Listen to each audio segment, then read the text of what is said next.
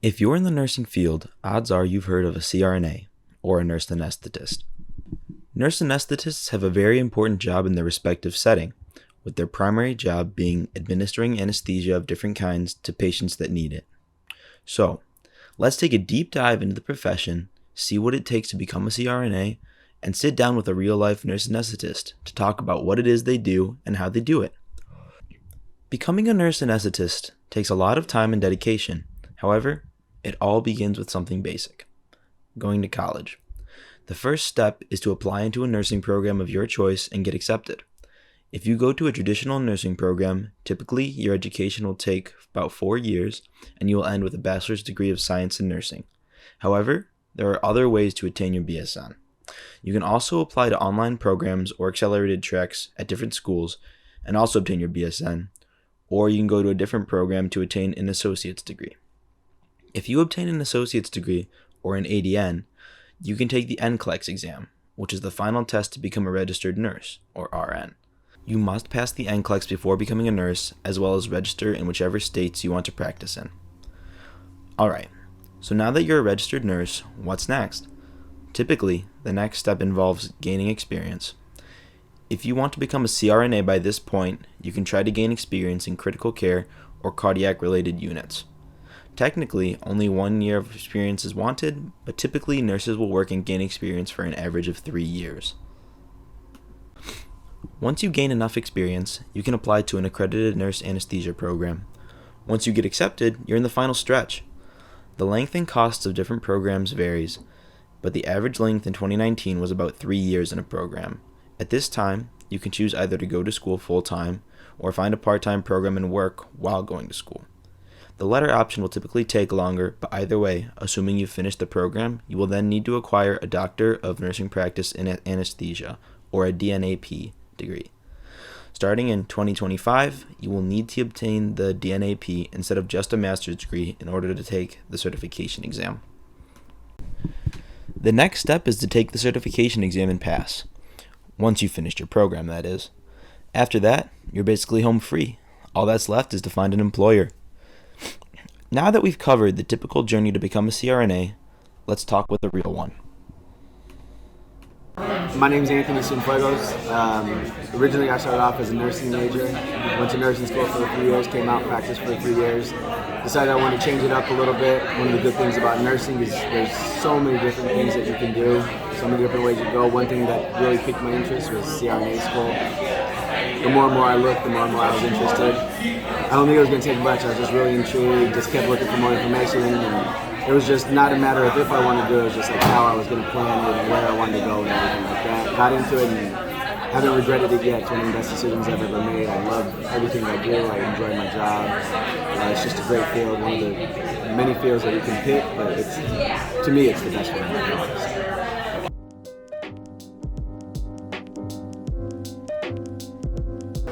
I like some of the things that piqued my interest were the autonomy, the ability to help people when they're in need, the track and the pace of it, something like that. Like I obviously looked at like medical school, but the timeline on it would have just put me so far back. I was a little bit older at the time, so I needed something that would get me out there practicing. Plus I had kids and I had to provide for them. I didn't necessarily know if I could afford to take student loans for that long, so it was just something that would get me out there and that I thought was interesting, a lot of different variety, and so just kept going and I really enjoyed it.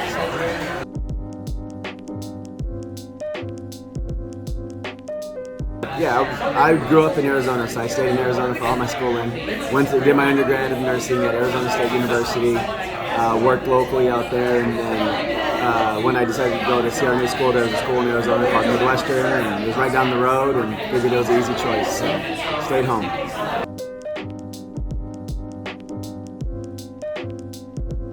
I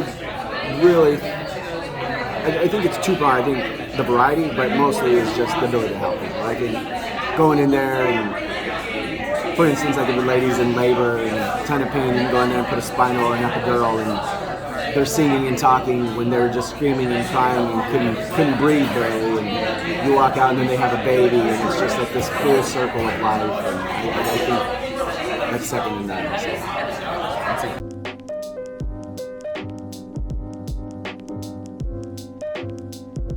me, I don't know if it's necessarily something that can be worked on, but you put in the work to get what you reward. Like, obviously, more people would do it if it was easier, but then you wouldn't be as prepared and wouldn't do as good of a job. So I don't know if you can't make something easier, but if I could pick one thing, it'd be maybe not all the sleepless nights and everything, but that just comes with the nature of it. So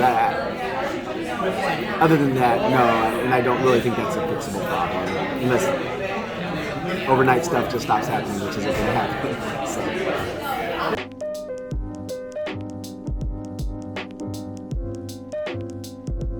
When I was in nursing school, I knew I wanted to go to CRNA school, so I shadowed a CRNA during my OB rotation in nursing school, and that was the same question I asked. I was like, I want to get where you are, what do I have to do?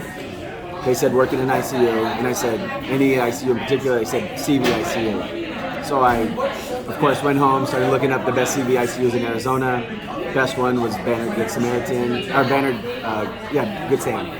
So I was like, all right, that's where I want to work. So I wound up working there, and we took care of some of the sickest patients in the state of Arizona. And I really feel it got me prepared. And now that we get CRNA students coming in, you can tell the ones that have a solid ICU background, and a lot of times it tends to be those CV ICU. And I think there's just a direct correlation between the drips and the hemodynamics of everything, like the understanding of it, that kind of gets you to the fast track for developing some of those skills to be a more efficient CRNA.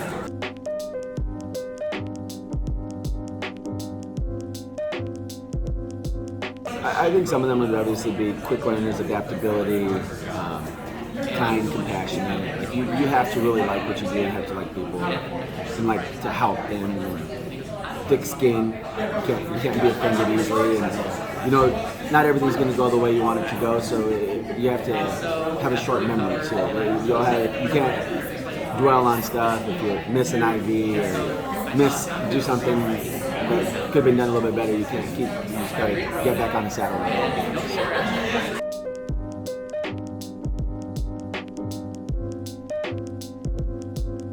Yeah, so typically the day actually starts the night before. There's some preparation that goes into it. We typically find out about 6 or 7 o'clock the night before what we're going to be doing. You get your caseload for the day. We have access to everything at home, so you look up the patients, you can look at some labs, look at some of their history to figure out if there's anything that needs to be done different. If they've had other surgeries in the past, you can look at some of those records and get an idea if they ran into troubles with something or if everything went smoothly. And you can kind of incorporate that into your plan. Then you get there for the morning, go introduce yourself to the patient, pre-op them, make sure they're acceptable for surgery, nothing's changed. There's a bunch of guidelines that we have to do. We rate them. We got to make sure they haven't eaten, haven't taken any blood thinners. They're not currently sick. They don't have any symptoms. All their vital signs are within normal limits. Then you go get your room set up for the case. Depending on what kind of case it's going to be, you get different equipment prepared for that. Then typically the nurse will bring them back into the OR right before surgery. You order a couple of meds for them beforehand. Those are given. They come to the OR and then you start the procedure.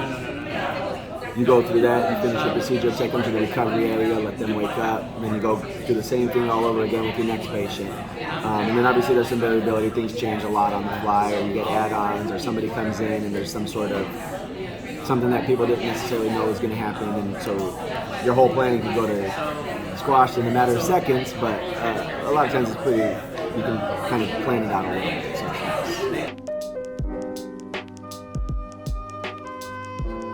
I do. So at least the way our OR is set up, like you go, drop them off in PACU, and then there's like a lounge, and you got to keep walking through that PACU recovery area until I go see the next patient and you go through it. So it's kind of nice because you just kind of walk by, put eyes on them, touch base with the nurse, make sure you don't have to order anything else. Every now and then their pain's uncontrollable or they're throwing up or something, so you want to add a couple of orders for them to kind of help them out.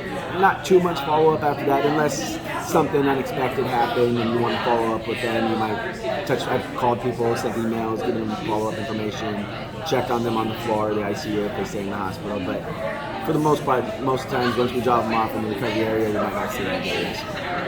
It's busy. I mean, you get downtime, but there's always even if you have a little bit of downtime, there's stuff to be done. Like you could be setting up the room, you could be seeing your next patient, you could give somebody a break, take your own break.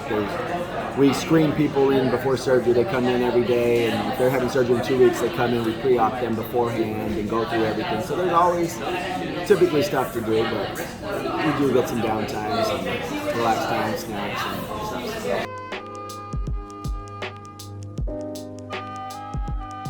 We don't do shift work, at least where I'm at. So you get your case assignment, whatever time your case starts, you get there with however much time you need. I typically like to get there at least 45 minutes before my scheduled OR time. They give me time to interview my patient, set up my room, make sure everything, in case I want to order any last minute labs or anything, gives them enough time to be resulted. And then you're there until the work's done, depending if you're on call. It could be all night, or if you're not on call, you usually get out whenever the room starts to come down in case you start to finish up. But I go to work in the morning and I have no clue what time I'm getting home that day. And I think that's pretty common in a lot of places.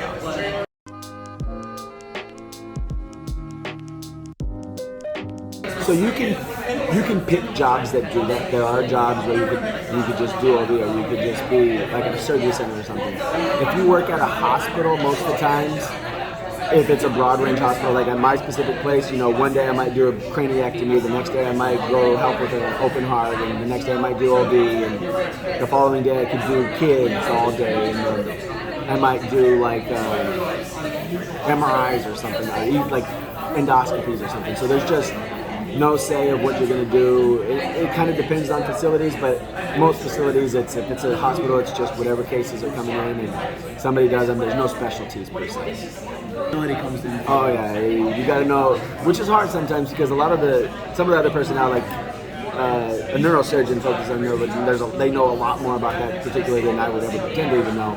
But you have to know, like in this case, I need to do this and this and this because of this and this. And then on this case, it's completely different. They want this, this, and this. So you have to have completely separate plans. If it's a 2-year-old kid getting his teeth fixed versus an 80-year-old that needs to have like a tumor removed from their head, like completely different meds that are appropriate and inappropriate.